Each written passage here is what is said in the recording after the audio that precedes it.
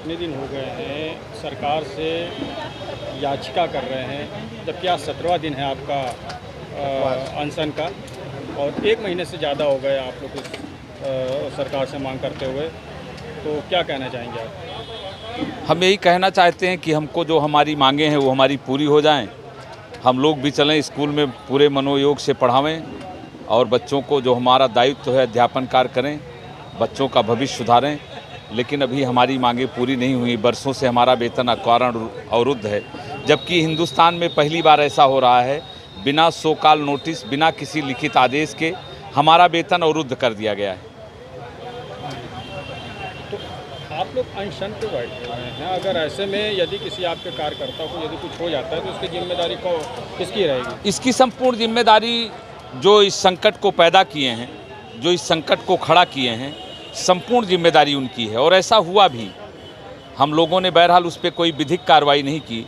हमारे बीच के एक साथी बहराइच के थे, वो उनको गंभीर बीमारी हो गई थी, वेतन के अभाव में उनके पास पैसे नहीं थे दवा के, और वो उनकी ई लीला समाप्त हो गई। हमारे एक तदर साथी हैं अयोध्या के, उनकी बेटी दवा के अभाव में मर गई। तो इसकी जिम्मेदारी, इसकी समस्त जिम्मेदारी सरकार और शासन में बैठे लोगों की है, सच पूछिए।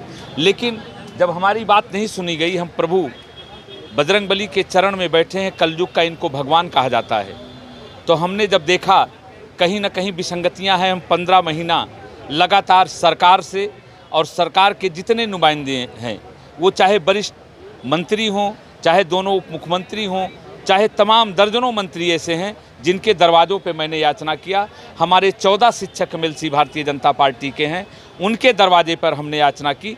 15 महीना याचना करने के बाद जब हम थक गए, कहीं से हमको उम्मीद नहीं लगी न्याय मिलने की, तो हम प्रभु बजरंगबली के शरण में आ गए और इनके चरणों में अपना प्रत्यावेदन रख करके हमने इनसे अनुनय विनय करना शुरू किया कि हे बजरंगबली, हमारी बातों को आदरणीय मुख्यमंत्री तक पहुंचाइए, जो कहीं ना कहीं हमारे जो शासन में बैठे अधिकारी हैं हमारी बातों को गलत तरीके से प्रस्तुत करके।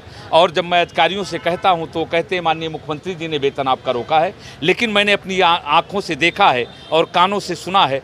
जब हमारे शिक्षक एमएलसी सदन में महाराज जी से इस बात को अवगत कराया तो महाराज जी स्वयं सदन में उपस्थित होकर के वक्तव्य देने का काम किए कि कोई भी तदर शिक्षक बाहर नहीं जाएगा और सबका साथ सम्मान, सबके जो भी उपलब्धियाँ हैं वो मिलने का काम करेगा। इसलिए मैं माननीय मुख्यमंत्री जी को अभी मैं कटघरे में नहीं खड़ा करना चाहता हूं, ना मैं उनको दोष देना चाहता हूं।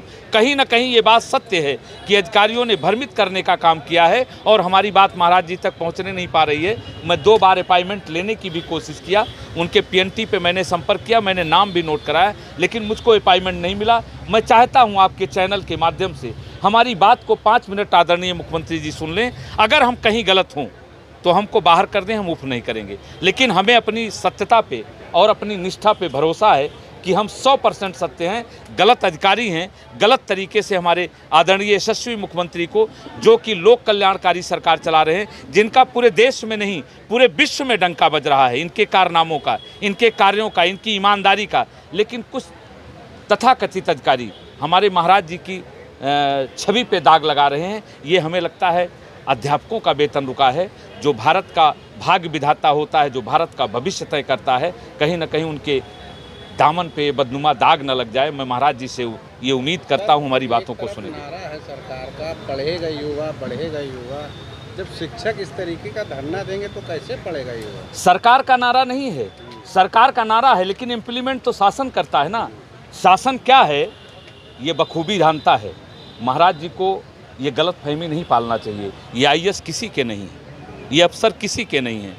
जिनकी सरकार I am safe, IAS means I am safe, वो जैसी सरकार, यही जो नुमाइंदे बैठे हैं समाजवादी की सरकार में समाजवादी का झलुआ झुलाते थे, आज भाजपा का है। और हम भारतीय जनता पार्टी के समर्थक हैं, हम भारतीय जनता पार्टी के कार्यकर्ता हैं और गर्व से कहते हैं इसी मंच पे समाजवादी के एमएलसी आए और हमने उनको मंच नहीं साझा करने दिया। हम इसलिए हमको टीस लगती है, क्रोध आता है कि हम अपने परिवार में अपनी जब परिवार है, अपना सरकार है, तब हमको रोना पड़ रहा है। ये दुर्भाग्य की बात है। आप लोग की चलती रही तो आने वाले आगामी चुनाव में क्या भाजपा का समर्थन करेंगे? जब पेट में आग लगती है कितने दिन ये दर्द रोकेंगे? अभी राष्ट्रवाद से पेट की जलन कमज़ोर पड़ जाती है। जब राष्ट्र की तरफ देखते हैं और भारतीय जनता पार्टी की नीतियों को समझते हैं तो अपनी पेट की आग हमको बुझ जाती है और राष्ट्रवाद के चरमोत्कर्ष की तरफ निगाहें बढ़ जाती हैं, क्योंकि हम 3 पुश्तों से भारतीय जनता पार्टी, हमारे बाबा दीपक जलाते थे, हमारे पिताजी कमल खिलाते थे और मैं भी कमल खिलाने का काम कर रहा हूं। लेकिन ये दुर्भाग्य है, अपने हाथ से स्वयं तमाचा मारना पड़ रहा है। इन्हीं हाथों से मैंने कमल का बटन दबाया है और आज हमारे पेट में सरकार तो नहीं, लेकिन सरकार के नुमाइंदे जो यहाँ बैठे हैं, सरकार को समझना होगा, उन्होंने हमारे पेट पर लात मारने का काम किया है और कहीं ना कहीं सरकार को ये बदनाम करना चाहते हैं। हमारे सब्र की परीक्षा ले रहे हैं और हम प्रभु से याचना करते हैं कि जिनका हमने जिंदाबाद किया है उनका मुर्दाबाद न करना पड़े। इसी के साथ हम चाहते हैं कि प्रभु हमारी याचना को सुन लें और हमारे काम को कर दें, क्योंकि हम आदर्श हैं, समाज के आदर्श कहे जाते हैं शिक्षक। जिन हाथों से हम चाक और डस्टर उठाया करते हैं उन हाथों से हम पत्थर नहीं फेंका करते, पत्थर फेंक भी नहीं सकते हैं, इसलिए हम उन संस्कारों से बंधे हुए हैं। थैंक यू, बहुत बहुत धन्यवाद आपसे।